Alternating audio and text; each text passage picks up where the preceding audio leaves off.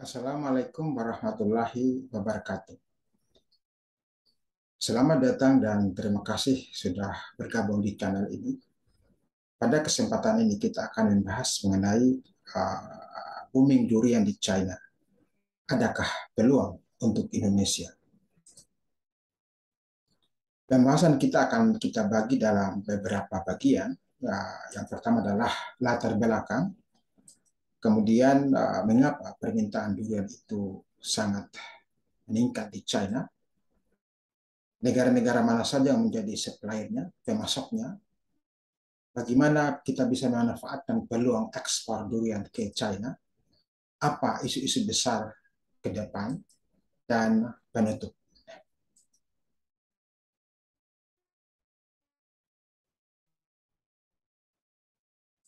Sebagai latar belakang, selama beberapa tahun terakhir, impor durian di China itu menempati yang terbesar atau yang tertinggi dalam hal volume dan nilainya dibandingkan dengan buah-buahan impor lainnya. Dan pada tahun 2021, nilai impor China itu mencapai 4,2 miliar dolar Amerika Serikat atau setara dengan 60 triliun rupiah. Dan jumlah ini merupakan peningkatan sebesar 82,4% dibanding 2020. Jadi merupakan peningkatan yang luar biasa. Dan pemasok utama durian ke China itu adalah Thailand. Salah satu karakteristik utama pasar durian di China adalah bahwa untuk sekarang ini permintaan itu jauh melampaui supply atau jumlah yang bisa dipasok itu jauh lebih sedikit dibandingkan dengan jumlah yang diminta oleh konsumen di sana. Ini terkait dengan fakta bahwa mereka memiliki jumlah penduduk yang besar, 1,4 miliar, di mana yang bisa mengkonsumsi atau yang siap mengkonsumsi durian itu dikatakan lebih dari 300 juta orang. Jadi memang pasar yang luar biasa besar. Kemudian kalau kita lihat mengenai impor durian itu nilainya dari 2017 itu meningkat dengan pesat. Di sini 2020 hampir mencapai 2,5 miliar dolar dan tadi kita katakan 2021 itu sudah mencapai 4,2 miliar dolar atau kenaikan 80% lebih dan 2022 juga lebih besar. Yang menarik adalah kenaikan ini terjadi walaupun dalam masa COVID, walaupun mereka menetapkan zero COVID policy yang sangat ketat sekali.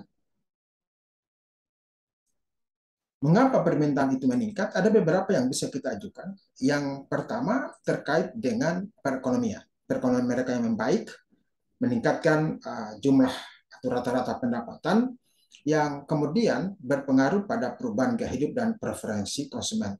Khususnya untuk konsumen, preferensi konsumen buah, itu mereka lebih mulai cenderung kepada mengkonsumsi buah-buahan tropis. Termasuk dalam hal ini adalah durian. Juga rasa creamy dari durian itu dianggap cocok dengan lidah China dan kemudian juga nilai gizinya yang tinggi mendukung gaya hidup mereka ke arah gaya hidup sehat. Juga semakin intensifnya promosi-promosi, baik promosi di dalam negeri, katakanlah di China maupun di negara produsen, misalnya di Malaysia. Nah, promosi ini sering dikaitkan dengan event-event tertentu atau dengan pariwisata. Kemudian promosi ini juga terkait dengan intensifnya mereka membuat produk-produk turunan dari durian itu yang kemudian diviralkan di sosial media dan itu semua mendukung emosi orang untuk ikut makan atau mengkonsumsi durian. Juga semakin tersedianya e-commerce, di mana orang bisa membeli secara online. Berikutnya adalah tersedianya jaringan transportasi baik udara, darat, maupun laut. Dan kalau dari Malaysia itu sekarang sudah ada transportasi lewat udara khusus untuk buah-buah segar, itu 3 kali seminggu. Jadi kalau durian itu sejak dipetik sampai ada di sampai ada di China itu bisa tiba dalam waktu 4 jam, walaupun rata-ratanya masih 2 hari.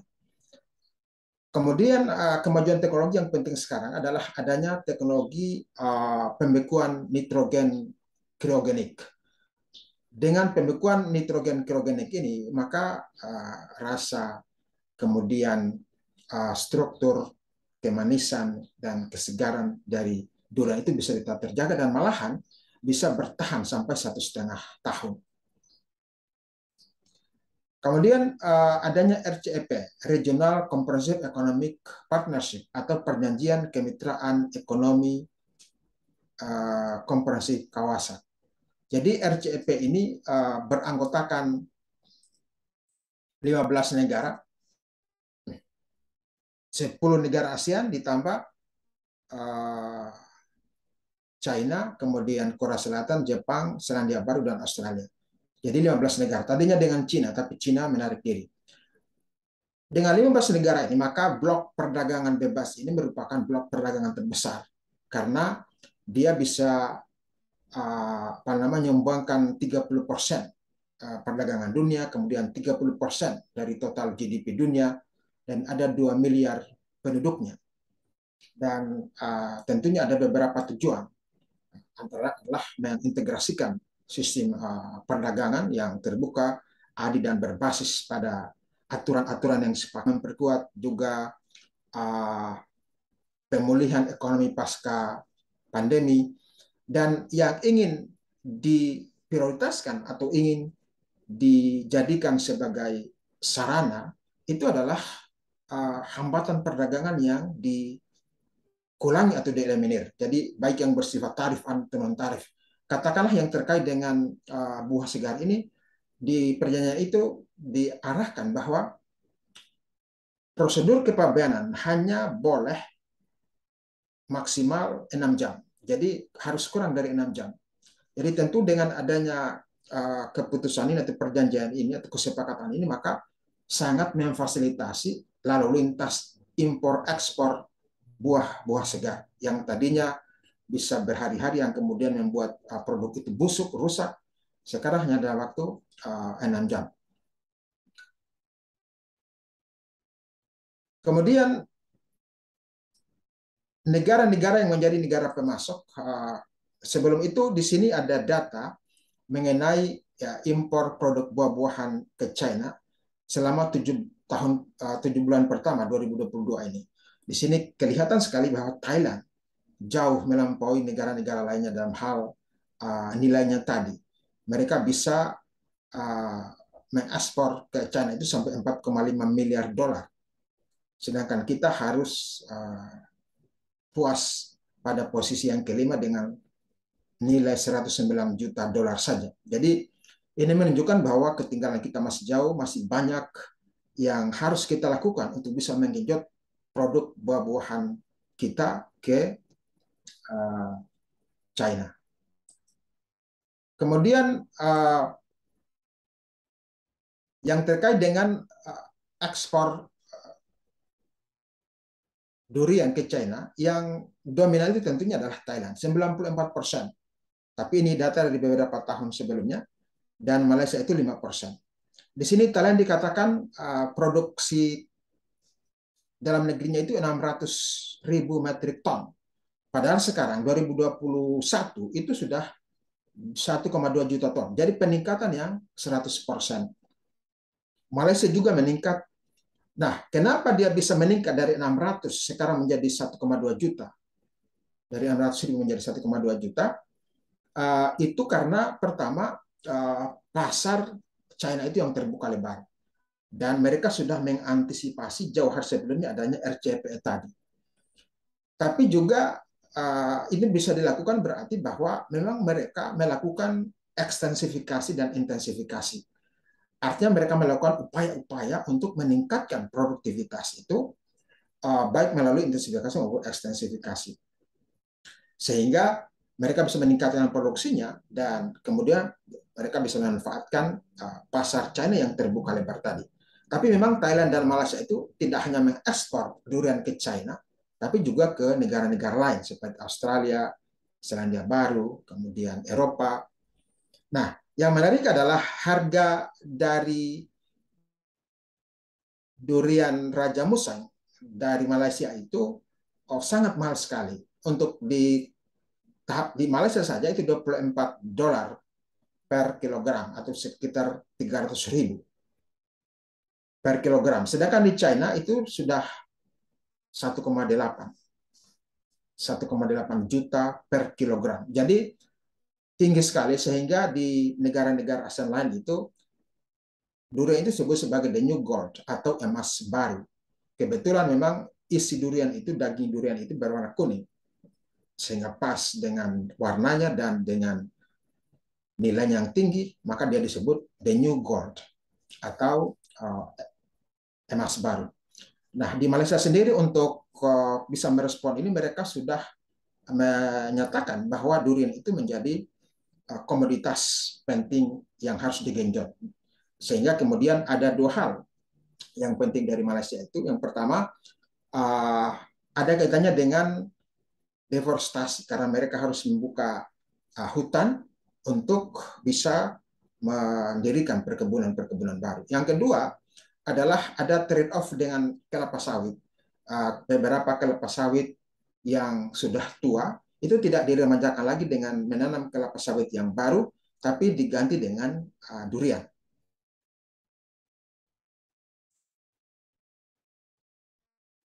Nah, bagaimana kita bisa memanfaatkan peluang ekspor ke sana? Ada beberapa yang harus kita perhatikan. Yang pertama tentu adalah konsistensi. Mereka menginginkan konsistensi rasa dan kualitas.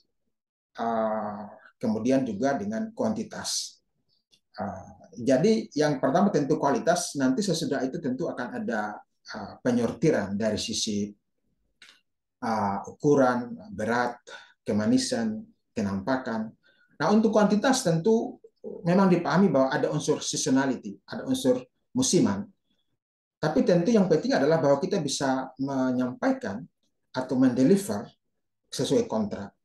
Jadi misalnya pada saat panen berapa yang bisa kita sampaikan selama periode panen itu. Tetapi dengan adanya teknologi freezing tadi, pembekuan dengan nitrogen cryogenik tadi, maka aspek atau isu musiman itu bisa sebenarnya semakin bisa diatasi. Nah, persoalan konsistensi ini hanya bisa dicapai tentu sebagian besar kalau kita melakukan perkebunan. Sulit untuk smallholder kita yang misalnya varietasnya tidak jelas, kemudian juga terpencar-pencar, skala kecil, sehingga tidak tercapai economies of scale atau skala ekonomi. Nah, kalau perkebunan maka bisa dikelola secara komersil dengan skala besar dan menggunakan teknik-teknik usaha tani yang modern. Yang perlu dipahami adalah bahwa sekarang pasar internasional itu bukan hanya soal sertifikasi, kadang-kadang mereka memerlukan traceability, jadi bisa di-trace, sehingga setiap individu pohon itu, kalau yang kita lihat di negara-negara maju itu, maksudnya di negara-negara yang menerapkan agribisnis itu mereka memberikan kode QR untuk setiap pohon itu. Jadi supaya nanti bisa di-trace dari mana asalnya. Kemudian juga yang penting adalah bahwa karena mereka tidak ingin ada buah yang misalnya retak-retak, maka pemanenan itu dilakukan dengan cara bahwa ada jaring misalnya di bawah. Jadi ketika durian itu jatuh, itu dia jatuh tidak menyentuh tanah, tapi dia ada di jaring tadi, jadi tidak pecah dan tidak kotor. Atau ada semacam tali yang mengikat sehingga ketika dia jatuh itu dia tidak sampai ke tanah. Hal-hal seperti itu yang perlu kita terapkan karena memang itu tuntutan pasar. Kemudian tentu untuk pengolahan yang penting tadi sudah ada teknologi pembekuan dengan nitrogen cair. Untuk pengangkutan tergantung dari moda angkutan yang ingin kita gunakan, apakah di laut, di udara, atau di darat, dan masing-masing harus disiapkan fasilitasnya, baik di kapalnya maupun di pelabuhan asal dan di pelabuhan tujuan harus bisa dipastikan. Kemudian tentu jaringan pemasaran harus kuat antara pengusaha dengan pengusaha, misalnya dengan asosiasi-asosiasi. Kemudian harus bisa didiskusikan hambatan-hambatan perdagangan. Kalau masalah tarif mungkin sudah sebagian besar dieliminir dengan RCEP, juga hambatan-hambatan non tarif, tapi memang semua perlu didiskusikan karena kadang-kadang ada kebijakan suatu negara yang memang harus diperhatikan. Katakanlah terkait dengan zero COVID policy mereka, di mana mereka tidak mentolerir adanya COVID. Ini tentu prosedur sanitarinya kemudian, sanitari dan fitosanitari menjadi lebih ketat, dan itu harus dikelirkan. Dan ini semua tentu membutuhkan kolaborasi. Kolaborasi antara pemerintah dan swasta. Sebaiknya tidak hanya jalan satu-satu, tapi jalan beriringan, saling membantu. Dan sudah saatnya lembaga penelitian dilibatkan untuk menghasilkan, katakanlah, varietas-varietas yang terbaru atau terbagus, yang rasanya enak. Kemudian soal pengolahan, pengemasan, dan juga proses atau metode pendekatan-pendekatan yang lebih baru, lebih inovatif. Sudah saatnya lembaga-lembaga penelitian dilibatkan, baik yang di pemerintahan maupun yang di universitas misalnya. Nah, yang penting tadi bahwa rasa dan kuantitas, kualitas tadi yang konsisten membutuhkan varietas. Varietas itu harus jelas. Dan kenapa tadi kita katakan perkebunan? Karena supaya dia bisa konsisten itu, maka tidak atau kurang bagus mengekspor dalam jumlah yang besar dan kualitasnya macam-macam. Maksudnya varietas macam-macam. Mungkin hanya 2 atau 3 varietas atau satu saja, dan itu kita produksi dalam jumlah banyak, sehingga lebih bisa terkontrol konsistensinya. Berikutnya ada beberapa isu-isu ke depan. Yang pertama adalah soal hambatan non tarif tadi, dan persyaratan-persyaratan sanitari dan fitosanitari yang harus dikelirkan. Ini penting karena mereka menerapkan tadi yang kita sebut zero COVID policy. Jadi tidak hanya di sana, tapi kita juga yang mengekspor misalnya harus memastikan bahwa tidak ada kira-kira virus COVID yang akan masuk ke produk. Karena nanti mereka akan ambil secara random. Dan kalau didapatkan tentu akan diblok dan akan diblokade. Tidak bisa masuk. Kemudian yang berikutnya adalah sebagai sebuah atau sesuatu yang booming, kadang-kadang ada saatnya akan berakhir. Tentu kita berharap ini tidak berakhir sehingga permintaannya tetap konsisten terus. Tetapi kadang-kadang memang harus berakhir, dan kalau itu berakhir, tentu kita harus juga mempertimbangkan itu, karena investasi adalah investasi yang besar. Kalau kita sudah membuat satu perkebunan, kemudian ternyata permintaannya menjadi turun, akan merugikan investor. Nah, kemudian konfrontasi ini kita angkat karena memang Laut Cina Selatan ini menjadi hotspot konflik karena ada klaim kepemilikan antara China dengan beberapa negara ASEAN, termasuk Indonesia di Natuna. Kemudian juga ada Taiwan. Dan yang menarik adalah yang berkepentingan di sini, karena ini adalah Selat Malaka, Laut Cina Selatan, terus ke Selat Taiwan, menuju ke Asia Timur. Banyak yang berkepentingan di sini, sehingga kemudian bermain dan berkepentingan. Itu bukan cuma negara ASEAN dan China, tetapi juga ada Quad. Quad itu adalah India, kemudian Amerika Serikat, Australia, dan Jepang. Kalau terjadi sesuatu, misalnya ada perang di Taiwan, maka mereka kemungkinan akan membela Taiwan. Nah, kalau terjadi konflik di Taiwan atau di Laut Cina Selatan, maka bukan saja transportasinya itu akan terhambat, tetapi juga kita akan diminta, misalnya kita akan berpihak kemana. Kalau kita berpihak ke lawannya China, tentu mungkin impor akan dihentikan. Dan itu terjadi di mana-mana. Nah, ini juga misalnya terjadi baru-baru ini dengan kasus nenas dari Taiwan yang tidak diperkenankan masuk pada bulan Maret. Atau juga dengan Filipina, di mana ketika ada konfliknya, bukan konflik, tapi uh, apa namanya, perseteruan mengenai klaim kepemilikan itu, juga mereka memblok ekspor pisang Filipina. Jadi hal-hal seperti ini bisa ikut menjadi hal yang perlu kita pertimbangkan. Kemudian ini penting, produksi domestik China. Jadi China itu sudah lama berusaha untuk mengembangkan secara komersil durian-durian yang bernilai tinggi, seperti misalnya durian Raja Musang dari Malaysia tadi. Sejauh ini mereka kurang berhasil karena persoalan letak lintang yang sudah agak ke atas, di mana dia tidak lagi bisa disebut sebagai daerah tropis karena sudah agak tinggi lintangnya, sehingga suhunya sudah agak dingin.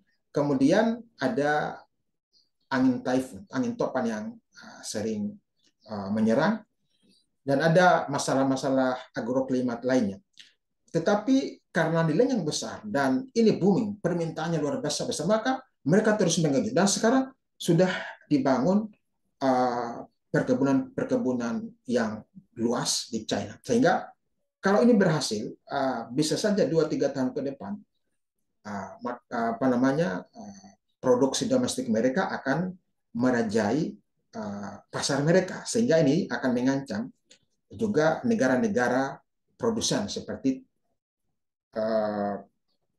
Malaysia dan Thailand tadi. Nah, yang menarik adalah bahwa China itu memiliki kemampuan riset and development yang luar biasa besar. Mereka punya dana, mereka punya sumber daya manusia yang capable, dan mereka konsisten. Jadi bisa saja pada akhirnya mereka akan menemukan apa namanya, varietas yang cocok dengan kondisi mereka. Ini ada kasus misalnya Shine Muscat dari Jepang. Itu adalah varietas anggur yang enak sekali dan sangat mahal. Dikembangkan di Jepang selama 10 tahun melalui penelitian yang terus-menerus. Kemudian dirilis dan diproduksi, diekspor ke China. Harganya mahal. Kemudian orang China kemudian menanam anggur tadi, dan juga di Korea Selatan. Dan sekarang anggur itu kebanyakan sudah produksi China, dan harganya hanya seperdua atau sepertiga dari harga produksi dari Jepang, sehingga ya mereka merajai pasarnya sendiri. Dan itu dikembangkan dari varietas yang tadinya berhasil dibuat atau dikembangkan di Jepang. Jadi tidak menutup kemungkinan nanti apa namanya, varietas durian Raja Musang yang berasal dari Malaysia itu bisa berhasil dikembangkan di China dan kemudian bisa merajai pasar domestik China. Dan ini tentu akan menjadi ancaman.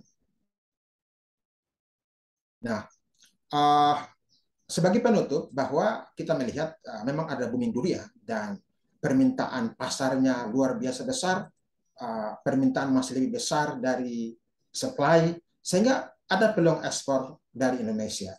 Nah, bagaimana agar kita bisa memanfaatkan peluang ekspor tadi? Maka banyak yang harus dilakukan, mulai dari sisi produksinya, pengolahannya, sampai kepada sisi perdagangan dan kolaborasi antar semua stakeholder.